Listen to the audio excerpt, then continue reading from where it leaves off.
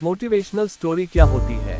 Motivational story का अर्थ होता है कि ऐसी कहानी है जिसे पढ़कर हमारे अंदर जागरूकता आ जाती है, हमारा मन प्रफुल्लित हो जाता है, मुश्किलें के सामने लड़ने की ताकत आती है। हर किसी के जीवन में मुश्किलें आती है, परंतु हमें कभी भी हार नहीं मानना चाहिए। इसी प्रकार इस ब्लॉग में कई सारे मोटिवेशनल स्टोरी के बारे में बताया गया है, जिसे पढ़कर आपके अंदर एक अलग प्रकार की जागरूकता आ जाएगी। आखिरी प्रयास। एक समय की बात है, एक राज्य में एक प्रतापी राजा राज करता था। एक दिन उसके दरबार में एक विदेशी आगंतुक आया और उसने राजा को एक सुंदर पत्थर उपहार स्वरूप प्रदान किया। राजा वह पत्थर देख बहुत प्रसन्न हुआ। उसने उस पत्थर से भगवान विष्णु की प्रतिमा का निर्माण कर उसे राज्य के मंदिर में स्थापित करने का निर्णय लिया और प्रतिमा निर्माण का कार्य राज्य के महामंत्री को सौंप दिया। महामंत्री गांव के सर्वश्रेष्ठ मूर्तिकार के पास गया और उसे वह पत्थर देते हुए बोला, महाराज, मंदिर में भगवान विष्णु की प्रतिमा स्थापित करना चाहते हैं। 7 दिवस के भीतर इस पत्थर से भगवान विष्णु की प्रतिमा तैयार कर राजमहल पहुंचा देना।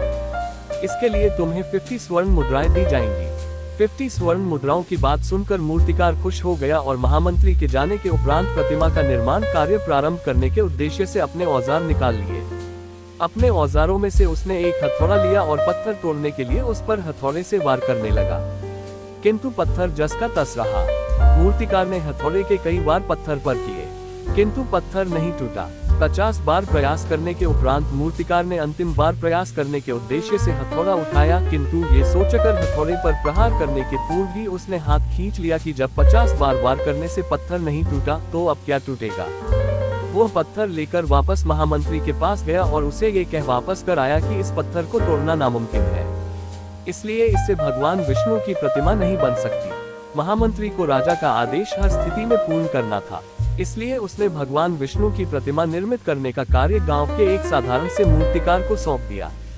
पत्थर लेकर मूर्तिकार ने महामंत्री के सामने ही उस पर हथौड़े से प्रहार किया और वो पत्थर एक बार में ही टूट गया। पत्थर टूटने के बाद मूर्तिकार प्रतिमा बनाने में जुट गया। इधर महामंत्री सोचने लगा कि काश पहले मूर्तिकार ने एक अंतिम प्रयास और किया होता तो सफल हो गया होता और 50 स्वर्ण मुद्राओं का हकदार बनता। मित्रों, हम भी अपने जीवन में ऐसी परिस्थितियों से दो चार होते रहते हैं। कई बार किसी कार्य को करने के पूर्व या किसी समस्या के सामने आने पर उसका निराकरण करने के पूर्व ही हमारा आत्मविश्वास डगमगा जाता है और हम प्रयास किए बिना ही हार मान लेते हैं।